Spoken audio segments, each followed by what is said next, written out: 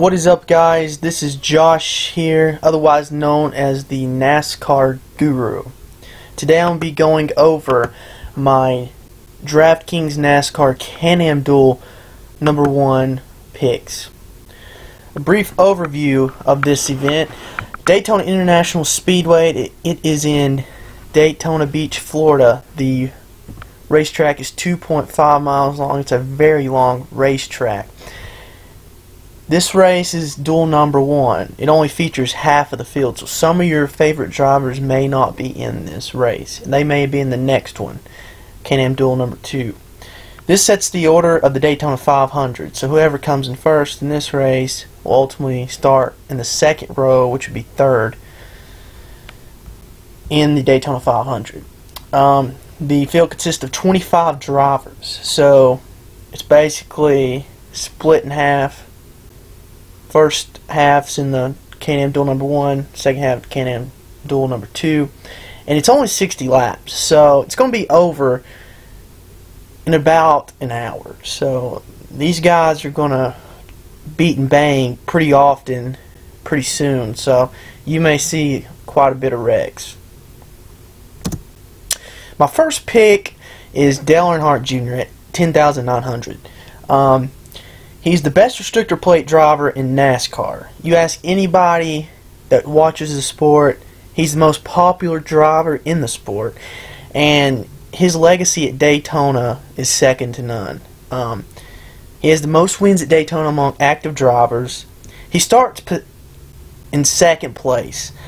He has a chance to be a bust because DraftKings scoring the position differential, as you go up the field you gain more points, as you go back you lose points. So if he happens to be involved in a wreck, then he could potentially be a bust. But he is my favorite to win, and he's my favorite to lead the most laps, which leading a lot of laps on DraftKings benefits you greatly. My second pick is Kevin Harvick. He's at 10,400. He starts dead last in this field at 25th. His average finish at restrictor plate track since 2014 is 12.13. That is very good, and he's a very consistent driver. He's probably the most consistent driver on the NASCAR tour. You can always expect him to be in the top 5-10 positions. He had a bad Sprint Unlimited the other night, which leads me to think he's going to bounce back, and he could be a favorite to win this race. It just depends on if he can get through the field, get to the front early, and stay out of trouble. And my final pick for you all is Regan Smith at 5,800. He's my value pick of this whole race. You'd want to fit him in every lineup, I would think. He starts P14, which is middle of the pack.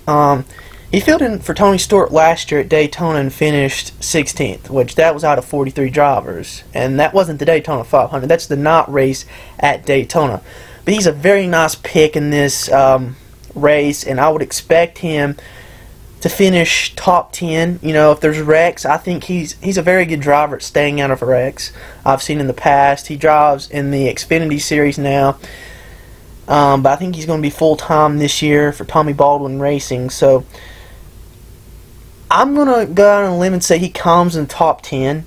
He has a dark horse potential to come in the top 5 if he's at the right place at the right time. So that is it, guys. Remember, follow me and subscribe to my channel. Go follow me on Twitter. I don't have many followers. I just started it. Follow me at the NASCAR_guru. Thumbs up if you want me to keep making these videos, and the best of luck. Thank you, guys.